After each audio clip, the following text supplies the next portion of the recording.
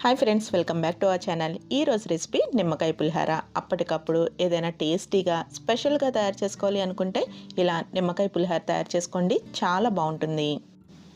పిక్నిక్కి వెళ్ళేటప్పుడు ఏదైనా వెరైటీ తయారు చేసుకోవాలి అనుకుంటే ఇలా నిమ్మకాయ పులిహోర ప్రిఫర్ చేయండి. త్వరగా అయిపోతుంది, మనకి హడావుడి లేకుండా తయారు చేసేసుకోవచ్చు. వండేసిన అన్నం ఉంది అంటే 5 నిమిషాల్లో తయారు చేసేసుకోవచ్చు. ఇంకా నిమ్మకాయ పులిహోర రెసిపీ చూసేద్దాము. ముందుగా వండిన వేడి అన్నంని ఒక వెడల్పుగా ఉన్న పళ్ళెంలోకి వేసేసుకోవాలి. అన్నం వండడం అందరికీ తెలుసు కాబట్టి ఆ ప్రిపరేషన్ అయితే చూపించట్లేదు. ఇప్పుడు ఒక గిన్నెలోకి నూనె, ఇంకా పసుపు, ఉప్పు కూడా వేసుకుని కలుపుకోవాలి. ఉప్పు మనం తీసుకున్న అన్నానికి సరిపడగా చూసుకుని వేసుకోవాలి. ఉప్పు వేసుకునేటప్పుడు కొంచెం తగ్గించి వేసుకోండి, లాస్ట్లో సరిపోకపోతే అప్పుడు కలుపుకోవచ్చు. నూనె, పసుపు, ఉప్పు అన్నం మీద వేసేసుకుని అన్నంకి బాగా పట్టించాలి.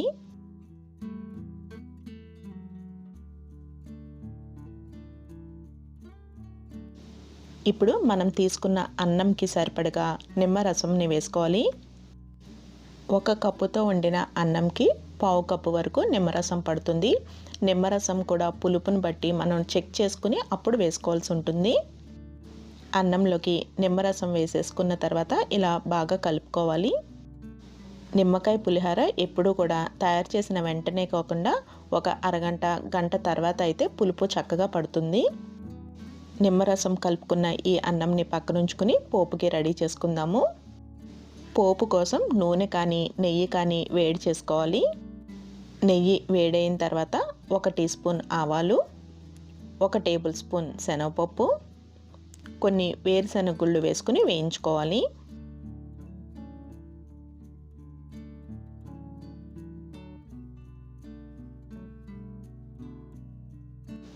పోపు వేగిన తర్వాత దీనిలోకి కొంచెం అల్లం తురుము వేసుకోవాలి. అల్లం పేస్ట్ కాకుండా ఇలా తురుము వేసుకుంటేనే పులిహోరలోకి బాగుంటుంది.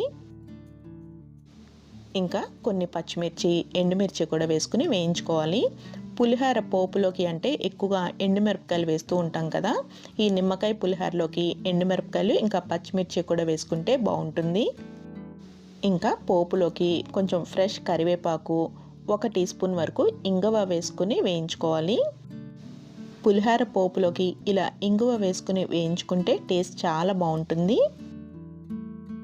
పోపు చక్కగా వేగిన తర్వాత స్టవ్ ఆఫ్ చేసేసుకుని ఈ పోపుని నిమ్మరసం కలిపిన అన్నంలోకి వేసి కలిపేసుకోవాలి.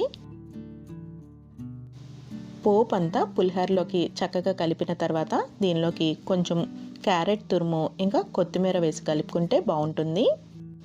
నిమ్మకాయ పులిహోర రెడీ అయిపోయింది.